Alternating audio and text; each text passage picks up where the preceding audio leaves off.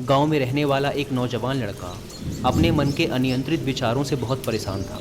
ना चाहते हुए भी हर समय उसके मन में कोई न कोई विचार चलते ही रहते। जब वह कोई काम करता तो उसके हाथ, पैर और शरीर तो उस काम को कर रहे होते, लेकिन उसका मन अतीत में घटी किसी घटना के ख्याल में खोया रहता। उसे अपने भविष्य को लेकर ख्याली पुलाव पकाने की भी आदत पड़ चुकी थी।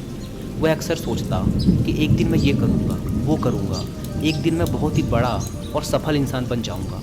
वह अक्सर अपने भविष्य को लेकर बड़े बड़े सपने देखता और उन सपनों में खुद को हमेशा दूसरों से आगे रखता और खुद को एक नायक के रूप में प्रस्तुत करता। वह जब भी किसी महान, बुद्धिमान, वीर और साहसी व्यक्ति की कहानी सुनता या पढ़ता तो उस कहानी के नायक की जगह खुद को रख लेता और अपने ख्यालों में ही वो सभी साहसिक और महान कार्य करने की कोशिश करता जो उस कहानी के नायक ने किए होते थे।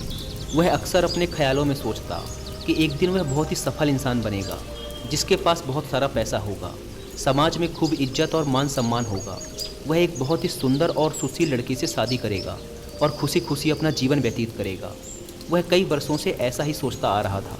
उसे लगता था कि उसका जीवन एकदम से बदल जाएगा, वह एकदम से सफल बन जाएगा। लेकिन उसके साथ आज तक ऐसा कुछ भी चमत्कार नहीं हुआ था, बल्कि समय बीतने के साथ उसकी हालत और भी ख़राब होती जा रही थी। और इसका सबसे बड़ा कारण था उसका एक्शन ना लेना, यानी काम ना करना। उसके सपने तो बड़े बड़े थे और वह अपने ख्यालों में भविष्य के लिए बड़ी बड़ी योजनाएं भी बना लेता था, लेकिन उसने आज तक उन सपनों को हकीकत में बदलने के लिए कभी कोई ठोस कदम नहीं उठाया था, कभी भी खुद को कड़ी मेहनत करने के लिए प्रेरित नहीं किया था। जिसका परिणाम ये हुआ कि अब वह 25 साल से भी ऊपर का हो चुका था, लेकिन आज तक अपने किसी भी सपने को हकीकत में बदलते हुए नहीं देखा था। इसीलिए अब उस व्यक्ति को भी यह बात समझ आने लगी थी कि वह अपने मन के बनाए हुए ख्यालों के जाल में फंस चुका है, जिससे वह केवल अपने ख्यालों में ही अपने सपनों की चीज़ों के बारे में सोचकर खुश होता रहता है और कभी भी वास्तविक दुनिया में उन सपनों को पूरा करने के लिए कोई प्रयास नहीं करता। उसे पता तो था कि उसका दिमाग फालतू के विचारों से भरा हुआ है और वह वास्तविकता में नहीं जी रहा है, लेकिन बहुत प्रयास करने के बाद भी वह अपनी इस आदत को छोड़ नहीं पा रहा था। उसे अपने ख्यालों की दुनिया में जीने में मज़ा भी आ रहा था, लेकिन जब वह अपने ख्यालों से बाहर आकर अपनी वास्तविक स्थिति को देखता और उसके बारे में सोचता तो वह बहुत दुखी हो जाता। अब धीरे धीरे उसकी यह आदत उसके तनाव और उदासी का कारण बन चुकी थी।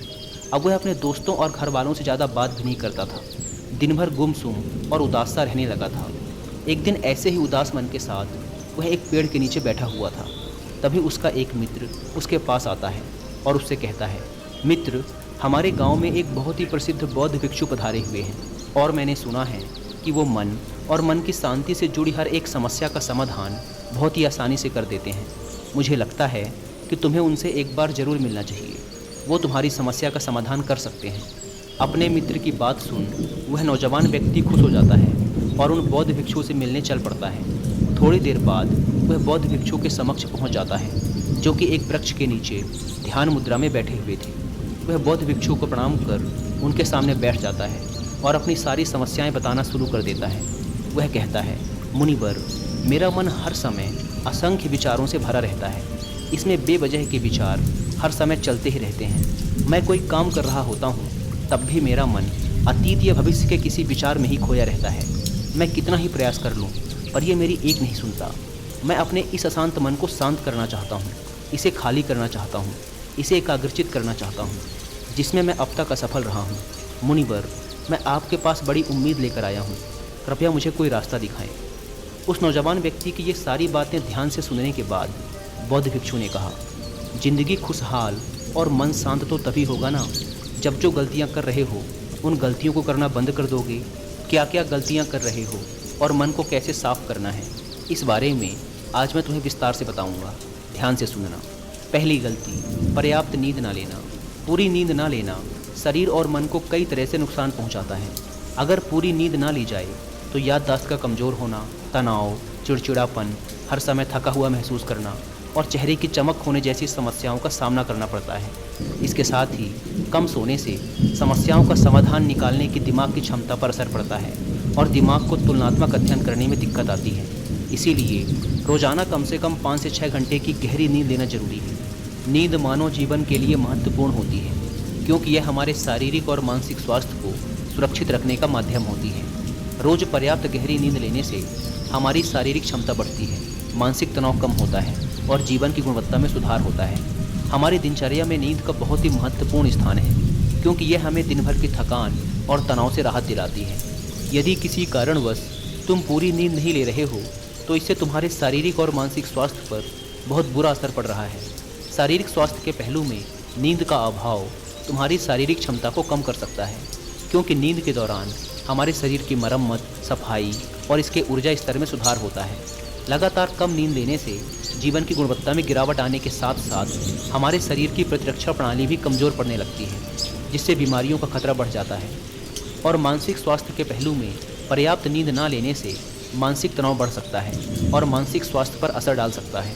नींद के अभाव में मानसिक तनाव और चिंता की स्थिति में वृद्धि होती है, जिससे तुम्हारी दिनचर्या, निर्णय लेने की क्षमता और उत्साह पर असर पड़ता है। नींद के अभाव से बच्चों और युवाओं के शिक्षा कार्य पर भी असर पड़ सकता है।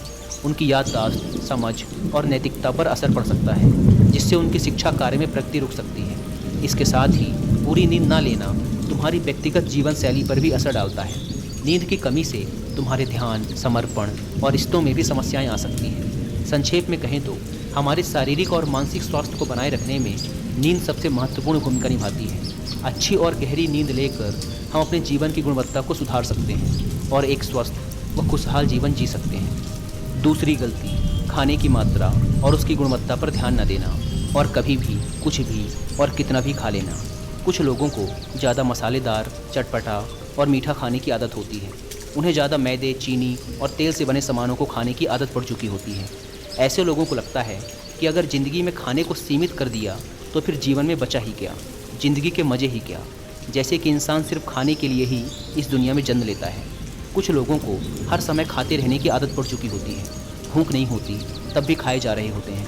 ज़बरदस्ती कुछ भी उल्टा सीधा पेट में डालते रहते हैं, जैसे पेट नहीं कोई कूड़ादान हो। ज़रूरत से अधिक या कुछ भी खाते रहने से सिर्फ शरीर का वजन ही प्रभावित नहीं होता, बल्कि दिमागी शक्ति पर भी इसका बुरा असर पड़ता है।